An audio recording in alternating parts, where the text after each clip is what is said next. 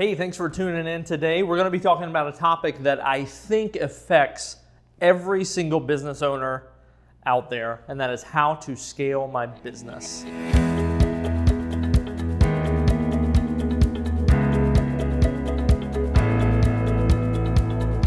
So last time we talked about having a process in place, making sure that you are an expert at what you're doing and building that process into a solid foundation. Right. So now that you've got that process in place, it's time to grow, obviously. Everybody wants more opportunities to make more money.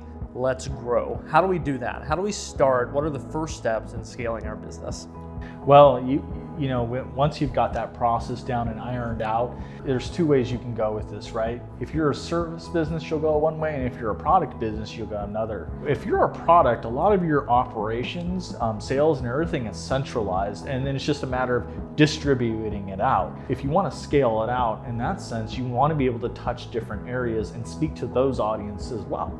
Because buying habits in SoCal and Tennessee are debatably different, Slightly. Right. And so you just want to make sure if you're going to scale as a product that you're talking to that audience well out there. Now, where I have a lot of experiences is scaling service business, and it's debatably one of the most challenging ones, largely because you have the people factor, right? People are the biggest variable and the biggest stunt to any growth to any business. When you're thinking about scaling a service-based business, you want to think about having your processes ironed out and your people. And I can speak from experience on the Yours Truly Media side of the business, because what we focused on first is we developed our processes internally and made sure all our flywheels were spinning at maximum speed and we knew what we were doing. So we were really good at video, and then we became really good at photo, and then we said, hey, let's see how well we can do outside of Orange County. And so, believe it or not, our first step for us was to make sure that it was local. So if we had an issue with it, we were able to address it quickly, control it, and move on from there. So I remember the first areas we expanded to were both Los Angeles and San Diego. And for us, it felt like such a big deal. Sure. Right? And that's gonna be the feeling you're gonna have when you're trying to expand. And so the good news is if you keep it local and tight or pretty close, and I would debatably use the term within driving distance, you can address those pretty quickly. So let's say Yours Truly Media, just for those who don't know, is a wedding video and photography company.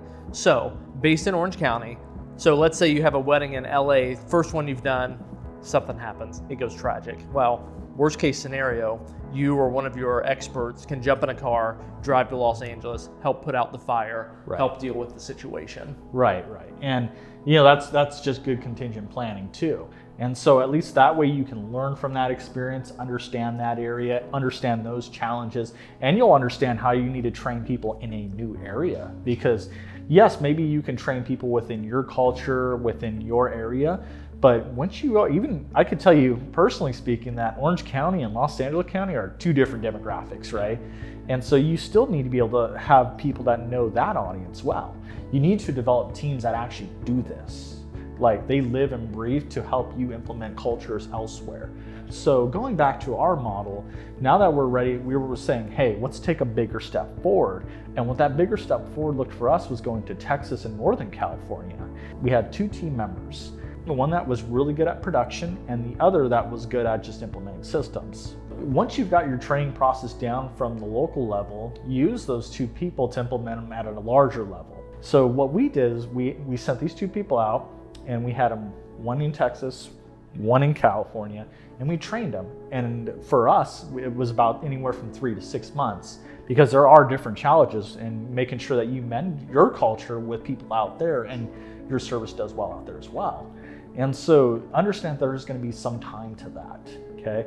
And here's the benefit of making sure that you get your flywheel spinning right, because now that you've got everyone dialed in at your what's called your base location, and in our case, Northern California and Texas, you've got those dialed in. Well, that's a multiple, because if you've done it right, you train people that can train other people in those areas. Right. So I love what you said right there. I think that's probably one of the things that I'm really taking away from what you're saying is train people to train people, not just to do their job, but to multiply themselves, because that's where you really see a lot of value get added. Right.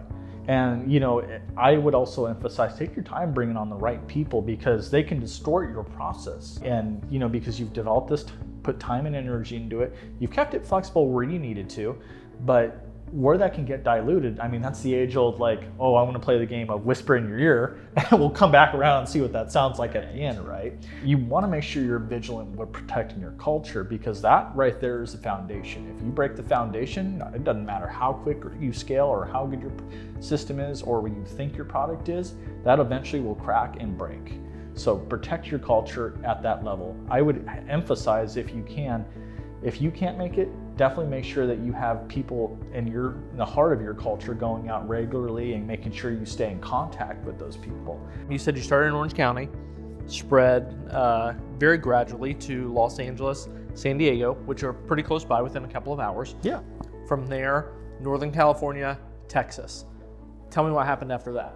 So once we had teams solidified there, and we actually spent at least a year at each of those locations, developing them and so forth. So once you spread from Southern California, about a year in Northern California and Texas, it wasn't just immediately we're launching from there. Right. Well, yes and no. So the very next year, we were confident in our ability to go train and multiply in each of these areas. When we say Texas, we're not just talking about like one city, we're talking Dallas, Austin, and Houston. So you're building subcultures within those that can go out and multiply. And same thing with Northern California. Now that you have that down, you've got 2 or 3 teams that can go out and train. And so for us, now that we understood that, we can start to compress time a little bit, because now we understood how to train people in each year, about how long it takes us to get business. And because we have a delay, we set limits in place to make sure that we keep within our quality and we can push out that way. So where did you go from those other 2 markets? If I recall correctly, next was Florida, largely to offset the cool season for us. Gotcha. And then we went to the Northeast, starting with New York, Boston area, and Rhode Island, Connecticut, and then we spread out from there. Okay. From the time Yours Truly Media started to where it is today, and today we're in 25 states, that took about just a tad under 3 years. Okay, so the first couple of years was establishing yourself here in Southern California. Mm-hmm. Then Northern California, Texas, about a year there. Yeah. And then basically 22 other states. Right. Okay, so I think really to summarize the whole thing, it would be refine your process, make sure you've got it down, to an art. Then expand slowly within driving distance, depending on what your service is. Maybe it's just a bunch of locations in one town. And then from there, expanding a little bit further out, making sure that you take time in that process, I think is probably a big one from what you said. Making sure your culture is staying what it needs to be, being adamant about that, and then expanding further. Yeah, as far as you want to reach. Okay, so here's my 2 big takeaways from this. Protect your culture and train people to train other people. You think so? Yeah, I would agree with that. Okay, Yeah, awesome. Absolutely. Okay, thanks for your time with us today. I hope that that's some helpful information on growing your business, expanding into different markets, and if you have any questions about this one, leave them in the comments. If you've got any other questions that we haven't touched on yet, please, we would love to hear your feedback. We would love to touch base on some of those. If we don't know the answers, we'd like to find somebody who does, bring them in, they can help us. And tune in next time, we'll have some more information for you.